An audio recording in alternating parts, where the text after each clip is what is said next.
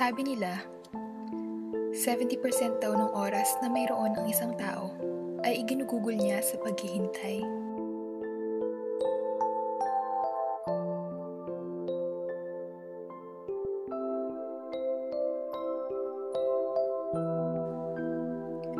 May mga naghihintay ng jeep na sasakyan patungo kung saan, o tinitiis ang mahabang pila sa kainan.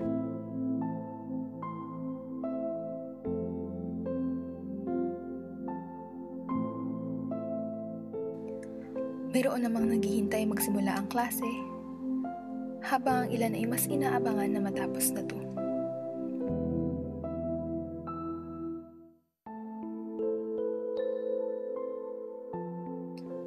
Hanggang sa mga naghihintay sa paghinto ng ulan, sabay sa paghintay na sumilip muli ang araw sa paglaho ng buwan.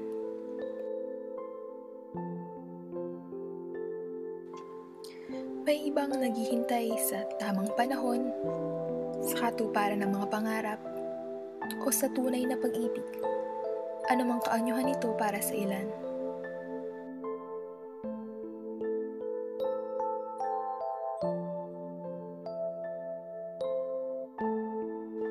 Mapalad ako, kasing palad mo siguro, dahil parehas tayong may oras pang maghintay.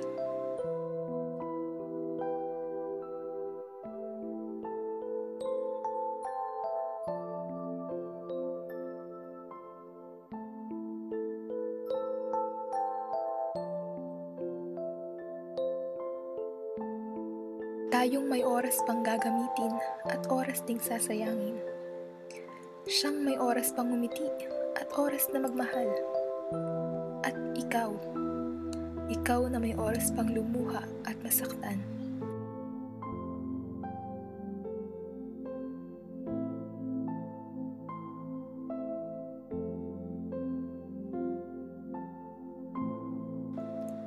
Mapalad ako, kasing palad mo. Mapalad tayong may oras pang maghintay.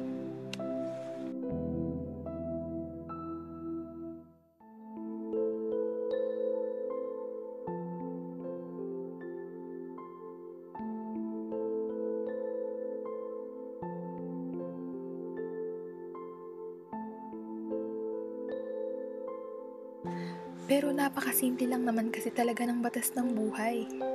Pag-ibig, kaligayahan, at napakaikli lang ng oras para sayangin sa di makabuluhang bagay.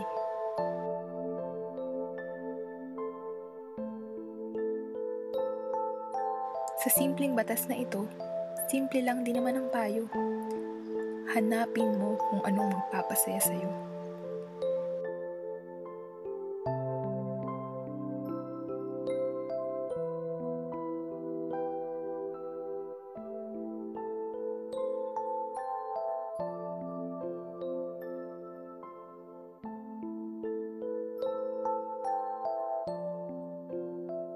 Higit kasi sa kaya nating aminin, buong buhay ng tao ay nakalaan para dyan, sa paghihintay mapunan ang kakulangan.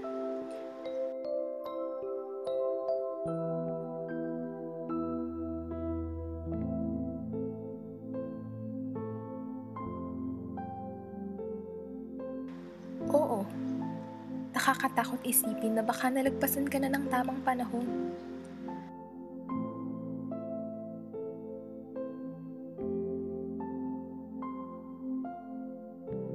Nakakatakot na baka walang tunay na pag-ibig na ihahatid ng tadhana para sa'yo, gaya ng inaasahan mo.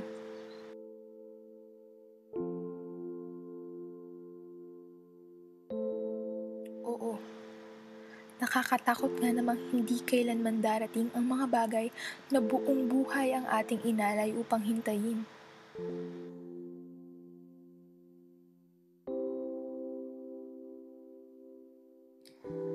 Pero, alam mo kung anong mas nakakatakot? Paano kung wala na palang oras maghintay? Paano kung hindi mo pala nasunod ang simpleng batas ng buhay?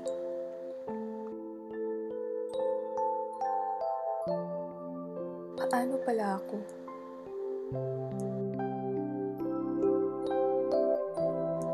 Mapalad pa rin namang may oras na ngumiti at pagmahal.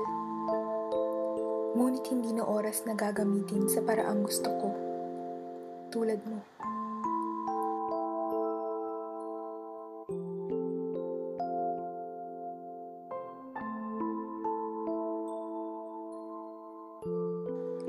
Hindi na oras na mangarap at maghintay sa tamang panahon o sa tunay na pag-ibig.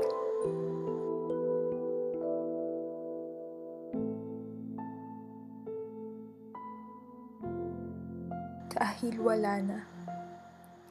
Wala nang oras hanapin ang pupuno sa kakulangan.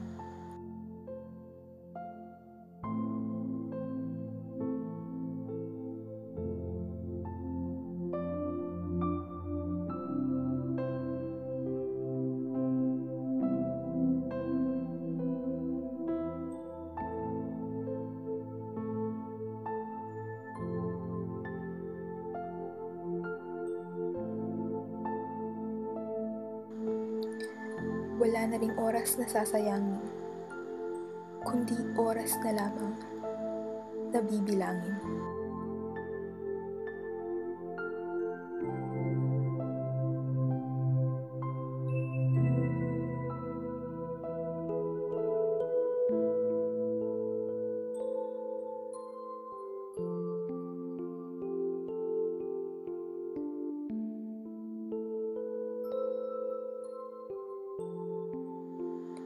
Oras na lumaban hanggang sa dumating siya.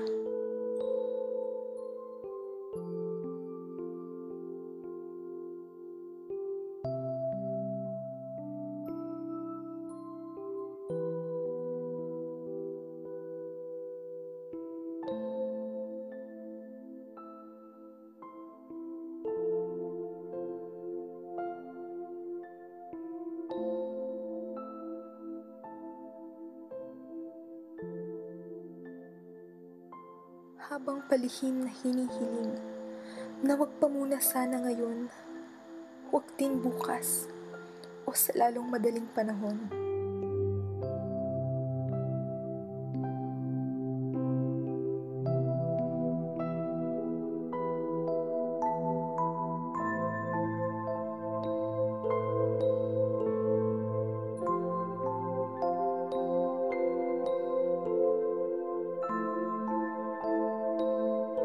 Dahil hindi ako sigurado na sa katiting na oras na naging mapalad akong maghintay, ay handa na ako.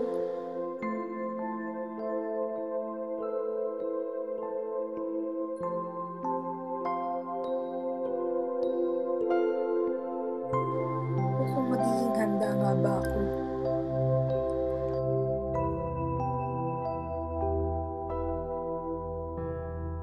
Ngayong halos sibla na lang anong buhok ang naghihiwalay sa aming dalawa. Ito ang tunay na nakakatakot.